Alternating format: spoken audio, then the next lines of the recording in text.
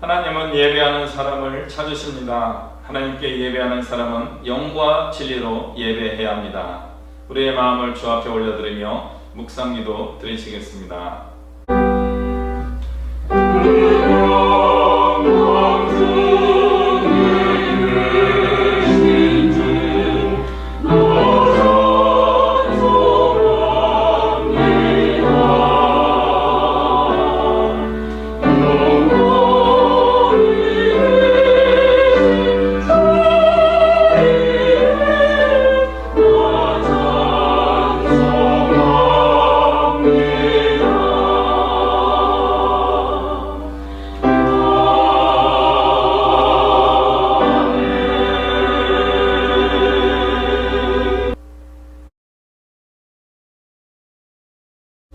찬송가 204장 같이 찬양하겠습니다.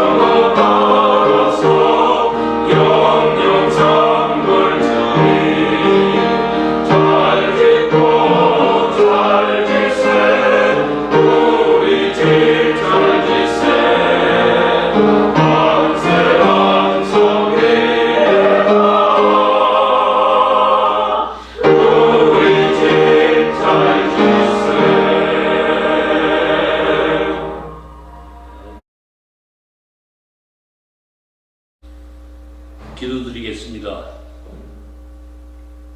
사랑하는 자여, 내 영혼이 잘됨 같이 네가 범사에 잘되고 강건하기를 내가 간구하노라.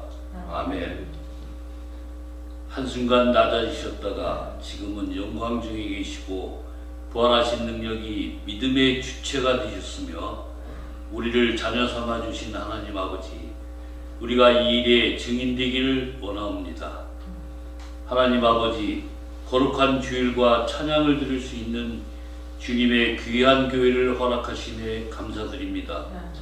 이 시간 온 마음과 정성을 다해 기도드리오니 기뻐 받아 주시옵소서. 아멘. 주님을 만나고 응답받는 귀한 시간이 되게 축복하여 주시옵소서. 아멘. 주님, 지난 한 주간도 저희가 교만하여 주님의 가르침대로 살지 못하였음을 고백합니다.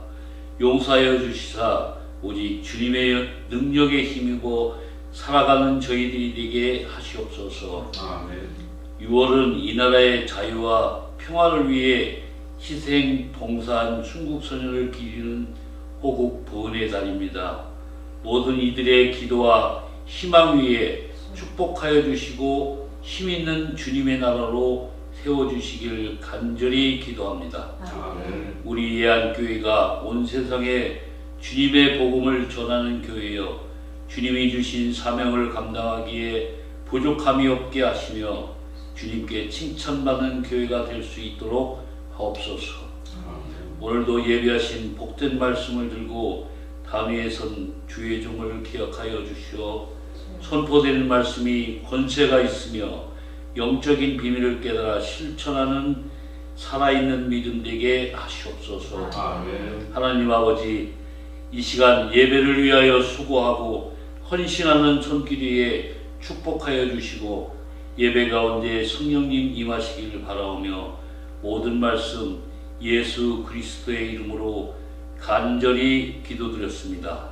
아멘.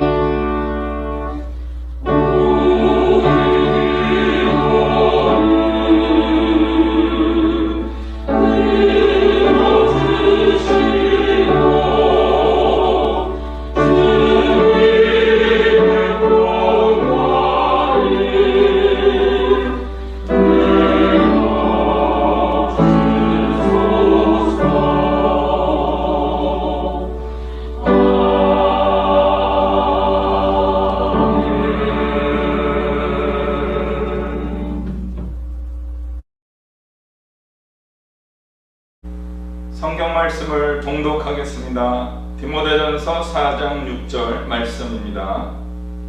내가 이것으로 형제를 깨우치면 그리스도 예수의 좋은 일꾼이 되어 믿음의 말씀과 내가 따르는 좋은 교훈으로 양육을 받으리라. 아멘.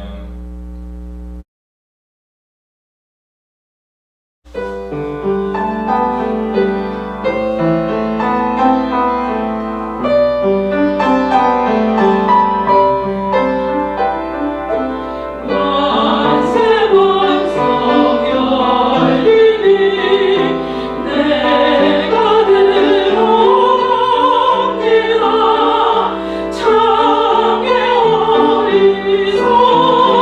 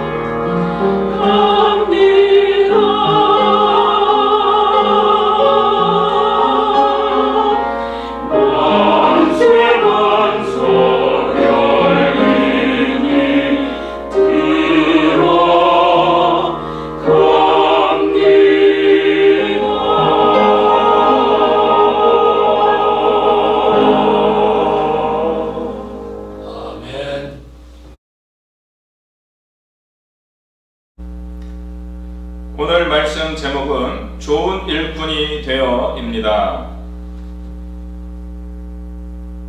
어떤 일꾼이겠어요? 하나님 나라의 일꾼, 하나님의 일꾼, 예수 그리스도의 사역자, 이런 말씀입니다. 이런 사역에 관해서 하나님의 일꾼에 관해서 이야기하기 위해서는 교회에 관한 이해가 필요합니다.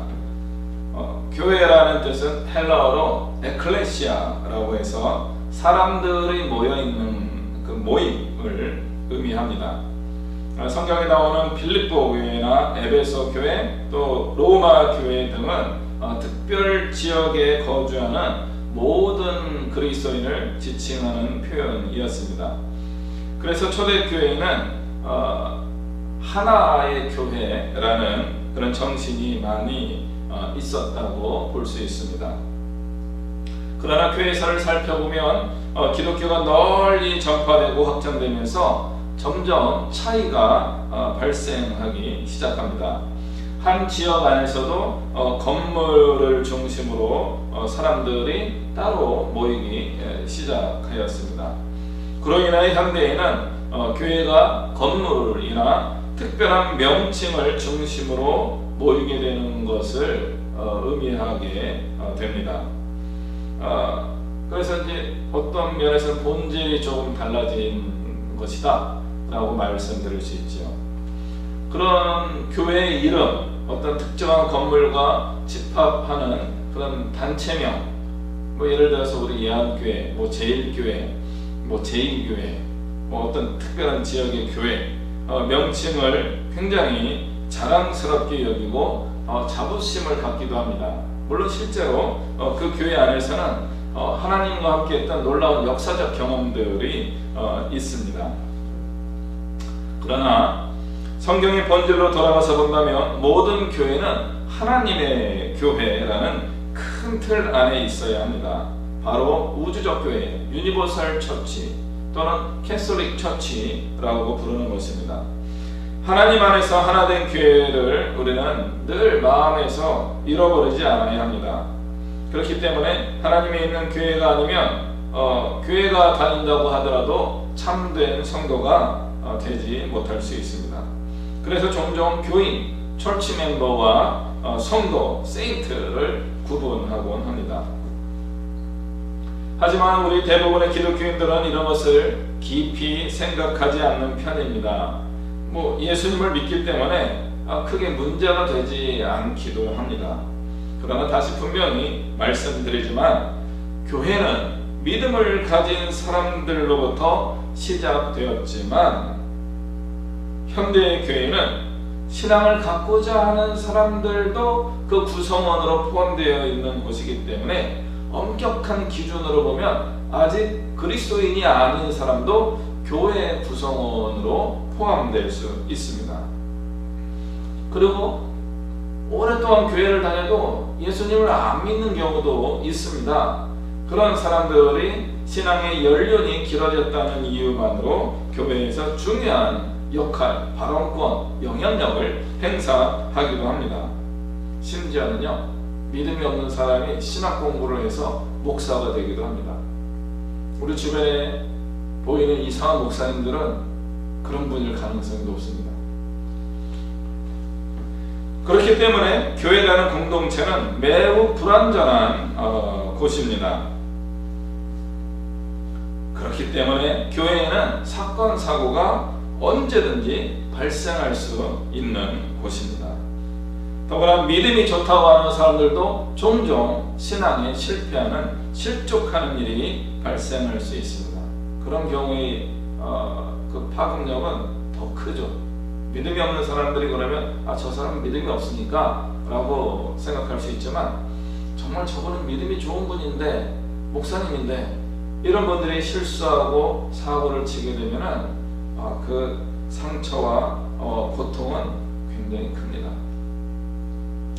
교회 안에서도 이러한 어려운 문제가 발생하는데 교회 밖에서 우리 교회를 바라보는 사람들 눈에는 정말 교회가 얼마나 비합리적이고 이상한 곳으로 보이겠습니까? 물론 그런 비난을 두려워할 필요는 없습니다. 우리가 더욱더 성숙한 신앙으로 성장하고 발전하면 되는 겁니다. 그렇게 노력하면 되는 것입니다. 그러나 다시 한번 말씀드리지만 믿음의 퇴보가 일어날 수 있기 때문에 우리는 자꾸 우리를 돌아보고 성찰하고 부족한 점을 회개하고 또 성숙하고 성장하는 그 일을 주님 오시는 그날까지 계속 해야만 합니다. 이런 위험에 대해서 성경 구절에 성경 말씀에 이미 기록되어 있지요.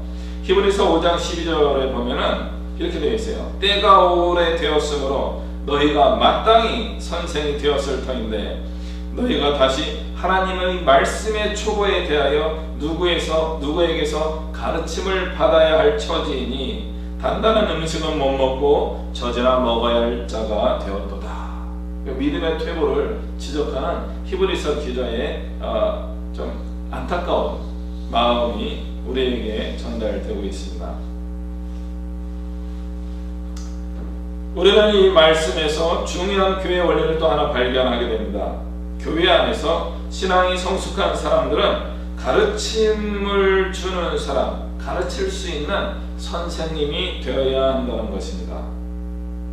물론 이런 것에 대하여 또 야고보서에도 또 경고의 말씀이 또 같이 담겨 있는 것을 우리는 또 잊지 않아야 됩니다.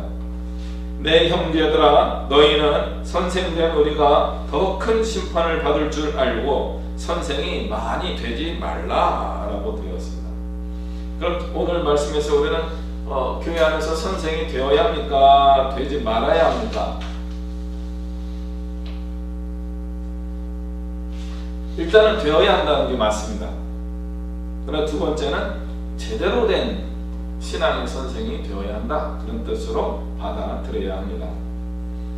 야고보서에서 계속 이야기해 주는 가르침이 있는데 말에 실수가 없는 사람이 되어야 합니다 라고 강조하고 있습니다. 교회는 말이 많은 그런 공동체입니다. 말 많은 곳이에요. 그래서 말 많은 사람을 두 종류로 불러요. 너 공산당이 빨갱이지 이렇게 표현하기도 하고 너 예수쟁이지 이렇게 표현합니다. 예수쟁이와 빨갱이는 말을 잘하는 사람이라는 옛말이 있습니다. 그래서 우리는 말을 하는 것으로 우리의 신앙을 이야기하고 전파하며 살아가게 되는데, 그러므로 우리는 이 말에 신중한 사람, 정확한 말을 하려고 노력하는 사람이 되어야 합니다. 말로 사람을 살리기도 하고 사람을 죽이기도 합니다. 우리는 사람을 살리는 말을 하는 참된 그리스도인이 되어야 합니다. 그러면은 가르치는 일을 우리가 교회 안에서 중요하게 여기고 있는데 이 부분을 다루기 위해서는 교회 직분에 관해서 한번 생각해 보아야 합니다. 사도행전에 보면요, 교회가 갑자기 부흥하고 성장하고 발전하여서 굉장히 많은 사람, 어떤 나라는 그냥 하루에 5,000명의 사람들이 회심하고 돌아오는 일이 생겼습니다. 5,000명이 오면요, 저희 공간에는 모일 수가 없지요. 아유, 그렇게 모이면 어떻게 하지? 그렇게 될 것 같습니다. 그 당시에는 주님이 곧 다시 오신다고 확신했기 때문에 믿음이 좋은 바나바와 같은 사람들, 부자들, 재산이 좀 있는 사람들은 자기의 재산을 팔아서 사도들의 발 앞에 두었다, 이렇게 되어 있습니다. 그럼 지도자들이 와, 신난다, 그 돈을 꿀꺽 먹는 게 아니고요, 그 헌물이 들어오면 그것을 가지고 매일매일 구제하는데 사용하였습니다. 특히 나이가 들고 홀로 된 여성들을 정말 어떤 노동원에서나 생계를 꾸릴 수 없는 그러나 자녀들이 없거나 또 봉양받아야 되는 그런 어른들을 섬기는 일에 이 헌금을 잘 사용하였습니다. 근데 사도행전에 어떤 문제가 발생합니까? 죄송하지만 우리 12사도가 헬라어를 잘 못하셨어요. 주로 유대 지역에서만 살았던 분인 것 같아요. 그래서 헬라파 유대인들, 그리스 언어를 쓰던 주변 국가에 살던 분들이 예루살렘 주변에 돌아와서 노년을 보내려고 하는데, 이분들은 오랫동안 타지 생활을 하다 보니까 이게 히브리어를 좀 아람어를 잘 못한 거예요. 그래서 이들의 의사소통, 말의 문제가 좀 발생한 겁니다. 그러니까 매일매일 혹은 일정한 기간에 베풀어주는 이 구제에서 헬라파 유대인 크리스찬들이 자꾸 소외가 되는 거죠. 그래서 이것이 교회 안에서 불평과 불만으로 막 이야기가 된 겁니다. 그러자 사도들이 우리가 이걸 하기에는 좀 능력이 안 되는구나, 이걸 잘 할 수 있는 사람들을 좀 뽑아야 되겠다 하면서 가난한 사람들, 가난한 여성들을 돕는 일을 하는 교회의 전문 사역자들을 뽑게 됩니다. 일반적으로 우리가 그분들을 집사라고 부르고 있는데 성경을 자세히 읽어보면요, 그분들에게 대하여 집사라고 호명하지 않습니다. 그냥 교회를 섬기는 사역자들이었습니다. 공식적인 명칭, 직분은 없었지 않았을까라고 생각합니다. 그럼에도 불구하고 그 중에서 7명이 선택이 되는데 그들의 선발 조건이 있습니다. 공동체 안에서 성령과 지혜가 충만한 사람이어야 하고, 또 사람들로부터 칭찬 듣는 사람이어야 한다라는 조건입니다. 나에게 독신 여성들 하는 그 돕는 구제 활동에 성령 충만함과 지혜 충만함이 어떤 의미가 있습니까? 성령 충만하다는 것은 하나님의 마음을 가졌다 그런 뜻이고요. 지혜 충만하다는 것은 이것을 잘 객관적으로 정확하게 잘 풀어낼 수 있는 능력이 있다는 뜻입니다. 성령 충만한 사람들에게 가끔 지혜가 없는 분들이 있습니다. 지혜가 충만한 분들에게 어떤 경우는 성령 충만하지 않은 분들도 종종 있습니다. 이 두 가지가 잘 겸비된 분이 7명의 사람으로 뽑히게 됩니다. 거기에 한 가지 조건이 더 들어갑니다. 무엇인가 하면요, 사람들로부터 칭찬 듣는 사람이어야 합니다. 성령 충만하고 지혜가 있고 똑똑하고 성령의 능력도 나타나는데 사람들이 그것만 나타나면 불편해해요. 그러면 교회에서 일하는데 좀 조심하셔야 됩니다. 칭찬 듣는 사람이 되어야 하는 거죠. 다시 한번 말씀드립니다. 성령 충만한 분들이 지혜롭지 못할 수도 있습니다. 지혜로운 분들이 성령 충만하지 못할 수 있습니다.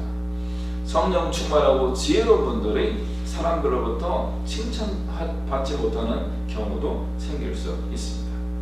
이 세 가지가 잘 조화를 이루는 사람들이 교회의 일꾼이 되어야 합니다. 성령 충만하셔야 되고요, 지혜가 충만하셔야 되고요, 사람들로부터 칭찬 듣는 사람이 되어야 합니다. 교회 생활을 오래 했기 때문에, 나이가 많기 때문에, 학식이 많아서, 사회적 명망이 있거나 혹은 남자이기 때문에, 여자이기 때문에 직분을 갖게 된다는 것은 틀렸습니다. 교회의 직분은 그렇게 받아서는 안 됩니다. 성령 충만해야 됩니다. 지혜가 충만해야 됩니다. 그리고 사람들로부터 칭찬 들어야 됩니다. 사람들한테 칭찬 들으려면 가만히 있으면 칭찬을 듣습니까? 아니에요. 이미 이 7명의 선택받은 사람들은 그 이전부터 이런 활동을, 유사한 활동들을 해왔던 것입니다. 그래서 사람들로부터 칭찬을 들었던 거지요.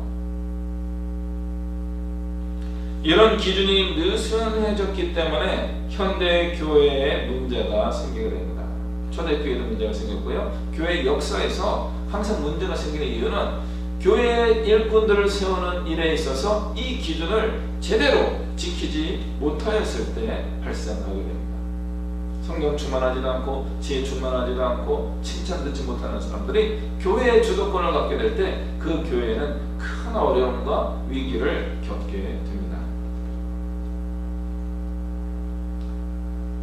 이것은 모세의 누이 미리암이나 하나님의 현존을 같이 경험했던 레위 사람들이 모세 시대에 빠졌던 함정과 유사합니다. 모세가 구스 여인을 아내로 취한 것을 보고 미리암이 화가 나가지고요, 모세를 쫓아가요. 누나잖아요. 큰 누나예요. 모세의 어린 시절 다 알고 있는 그런 분이에요. 그분이 어떻게 이야기하는지 아세요? 우리도 하나님을 본 사람들이다, 그렇게 이야기합니다. 그때 하나님은 누구 편을 드십니까? 모세 편을 듭니다. 다단과 아비람, 고라 이런 사람들, 레위 지파 사람들이 어느 날 우리도 레위 사람이야. 모세도 레위 사람이지. 니네랑 너랑 우리랑 큰 차이가 없는데 너는 왜 이스라엘 민족에 군림하려고 하느냐? 내려와라.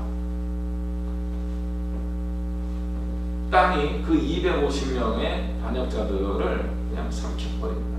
불이 나와서 그들을 다 태워버립니다. 하나님의 은혜에 감격하며 신앙생활하던 사람들이 목사가 되고 교회 직분자가 되었을 때 잘못 행하는 일들이 교회사에 어마어마하게 많이 등장하고 있다는 것은 너무나 안타까운 일들입니다. 그러므로 우리는 성령 충만하고 지혜 충만하고 칭찬 듣는 사람이 되고자 하는 겸손한 믿음 생활을 해야 합니다. 그런 사람들이 교회의 직분을 맡고 교회의 일꾼으로 사역해야 되는 것, 이것이 건강한 교회의 모습입니다.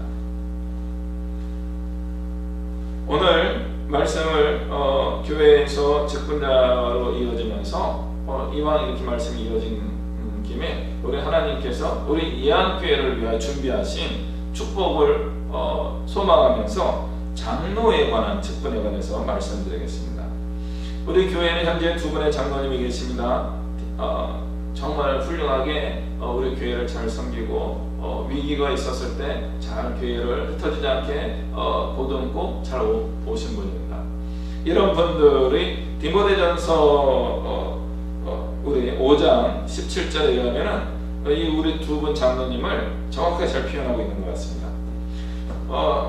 디모데전서에 의하면 장로님의 역할은 두 가지입니다. 하나는 교회를 잘 다스리는 것이고 또 하나는 잘 가르치는 역할입니다.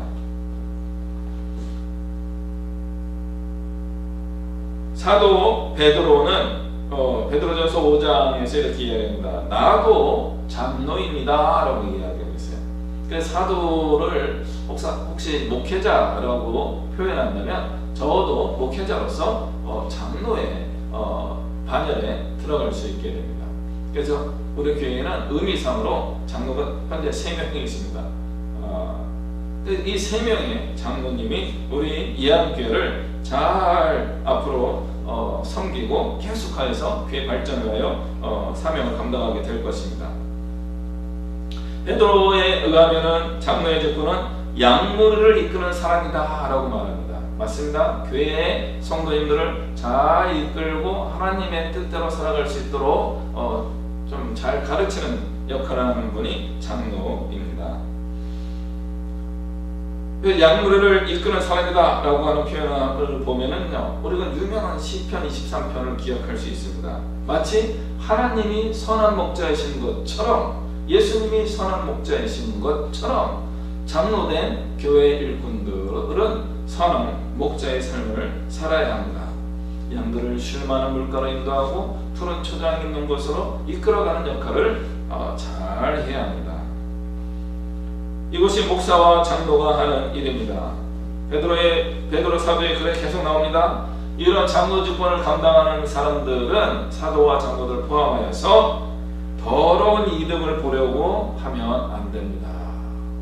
얼마나 정확합니까? 현대 교회의 목사님들과 교회 직분자들이 자기 이익을 추구하면서 교회의 어떤 직분을 가지고 주장하는 경우가 종종 있습니다. 하나님이 기뻐하지 않으십니다. 이미 성경 안에 그런 내용이 기록되어 있습니다. 이익을 보기 위하여 교회 공동체 안에 호시탐탐 들어오는 경우가 있다는 겁니다. 우리가 그렇다는 게 아니죠. 오해하시면 안 됩니다. 다른 교회, 의외로 많은 교회에서 이런 문제가 생깁니다. 특히 저와 같은 목회자는 이런 유혹에 자꾸 직면하게 됩니다. 교회에서 사례비를 받는 것, 이것이 익숙해지게 되니까 여기에 더 큰 이익을 보고 싶은 욕심이 생기기도 합니다. 저희 교회는 작아서 그렇지만 큰 교회에서는요, 죄송합니다, 다단계하는 분들이 굉장히 많이 있습니다. 다단계 자체는 나쁜 게 아니에요. 거기에 좋은 의미도 있고 좋은 제품을 저렴하게 공유할 수 있는 그런 어떤 사업적 방식입니다. 정부로부터도 어느 정도 허가가 되어 있는 그런 겁니다. 그러나 교회 안에 살 때는 조심하셔야 됩니다. 왜냐하면 내가 그 일을 통하여 이득을 볼 수 있기 때문에 그렇습니다. 이득을 보기 위하여 나의 직분을 이용한다면 그것은 올바른 목회자와 장로가 아닐 수 있는 겁니다. 장로 아닌 분은 해도 됩니까? 조심하셔야 됩니다. 교회 안에서 이득을 보면 좋지만 그 이득을 보는 것 때문에 본질을 잃어버릴 수가 있습니다. 그렇기 때문에 우리는 맡겨진 양들을 향하여 주장하는 것이 아니라 모범을 보이며 인도해야 합니다. 베드로 사도는 계속 말씀하십니다. 그런 장로와 목사가 예수 그리스도께서 베푸시는 영광의 면류관을 얻게 될 것이다. 이렇게 축복하고 있습니다. 앞으로 우리 교회에 더 많은 장로들이 나오기를 소망합니다. 그러나 그만큼 중요한 것이 있는데 내가 돌볼 양이 있어야 됩니다. 양떼가 있어야 됩니다.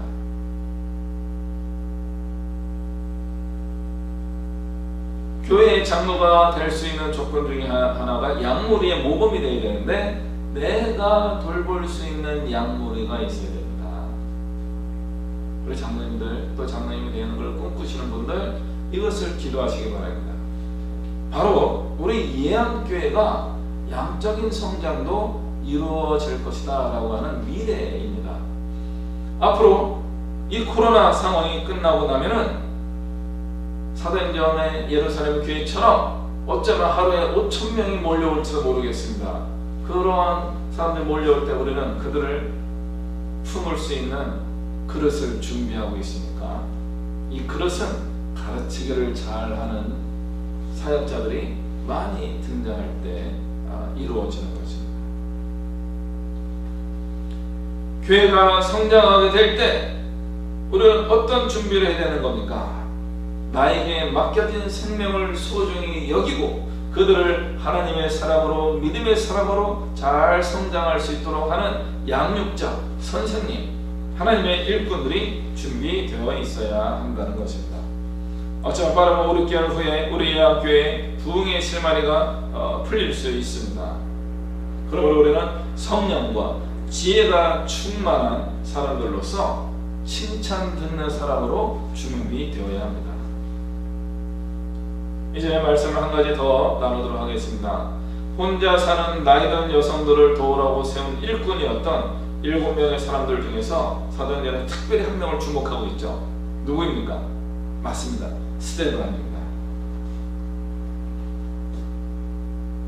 스데반이 중요한 인물로 기록된 이유는 무엇입니까? 홀로 된 여인들을 도와주는 일을 한다고 그렇게 유명해질까요? 그 일이 우습다 그런 뜻이 아니에요. 소중한 일입니다. 그런데 왜 스데반의 이름이 기록되었습니까?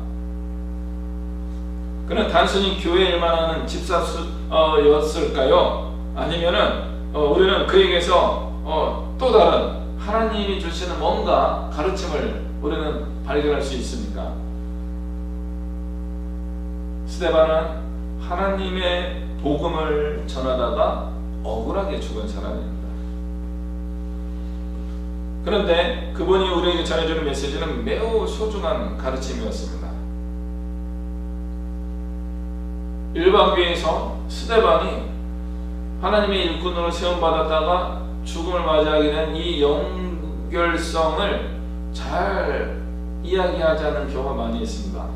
제가 이 스데반을 통해서 설교도 많이 들어봤고 공부도 좀 해봤는데 스데반을 이렇게 연결한 분들을 한 2-3분 정도밖에 만나뵙지 못했습니다. 무엇입니까?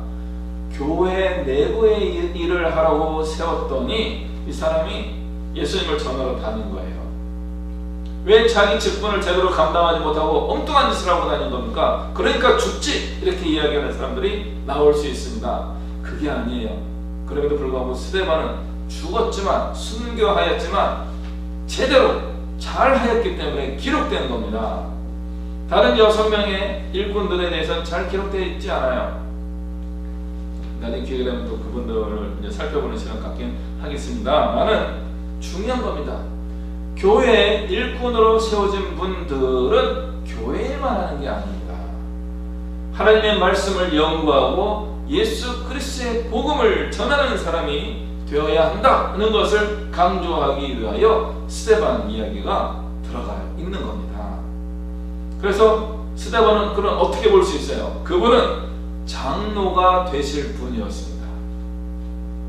예루살렘 교회와 초대교회의 장로의 직분을 감당할 수 있는 분이었습니다. 안타깝게 순교하였지만 그분은 우리가 그분을 통하여서 장로님의 모델을 보게 되는 겁니다. 교회 일하는 거 감사함으로 즐거움으로 헌신하는 거 아름다운 일입니다. 박수 받을 일입니다. 그러나 예수님 믿는 사람에게 더 중요한 게 있어요. 하나님의 말씀을 가르치는 겁니다. 이 가르치는 사역을 우리가 진정한 우리의 사명으로 받아야 합니다. 예루살렘 교회에는 이런 수준의 사람들이 많이 있었고 그 중에 선발된 사람이 7명 정도였으며 스데반은 그 7명 중에서도 가장 훌륭한 사역자였습니다. 그분을 직분으로 설명할 수 없습니다. 직분이 없었다고 보는 게 더 맞습니다. 그래서 교회의 직분이 없었지만 그분의 삶은 이미 장로라고 불려지는 그런 삶을 사신 겁니다. 교회를 잘 섬기고 가르치기를 잘하는 일을 누구의 베드로가 이야기한 것처럼 그분이 장로인 겁니다. 이 스데반의 계보를 잇는 사람이 누구예요? 사도 바울입니다. 그렇게 보면 스데반도 사도 스데반이라고 부를 수 있을 것입니다. 교회 안에서 우리가 어떤 일을 하고 있더라도 가장 기본이 되는 것이 바로 이것입니다. 오늘 본문에 나오는 말씀 그대로 다른 사람을 깨우칠 수 있는 능력을 발휘하는 것, 이것이 우리가 여러분이 꿈꿔야 되는 하나님의 일입니다. 믿음의 말씀과 우리가 따르는 좋은 교훈을 통해서 누군가를 양육할 수 있는 사람이 되는 것이 바로 하나님의 일꾼이 되는 것입니다. 우리 이 안의 성도님들이 다 이렇게 말씀을 잘 알고 말씀대로 살아가며 모범을 보이고 또 다른 누군가를 양육하는 성령이 충만하고 지혜가 충만한 칭찬 듣는 하나님의 일꾼들이 되시기를 주님의 이름으로 간절히 축복합니다. 기도하시겠습니다. 사랑과 은혜가 충만하신 하나님 아버지, 코로나 상황으로 우리가 다 위축되고 조심하며 살고 있습니다. 그러나 이때에 우리가 예수 그리스도 안에 더욱더 믿음에 굳게 선 용사가 되게 하여 주시고 하나님의 일꾼들 되게 하여 주시오며 우리가 누군가를 잘 가르치고 양육하고 이끌어가는 양무리의 모범이 되는 하나님의 귀한 사역자로 준비하고 더 풍성한 능력을 갖출 수 있는 시간들로 우리가 삼으며 나아갈 수 있게 하여 주옵소서. 그래서 곧 이 코로나 상황 이후에 교회의 부흥의 시대가 올 때에 우리 이안교회가 그 부흥을 선도하며 앞장서서 모범이 되는 그런 거룩한 교회가 되게 하여 주옵소서. 예수 그리스도의 이름으로 기도하옵나이다. 아멘. 찬송가 320장 찬양하겠습니다.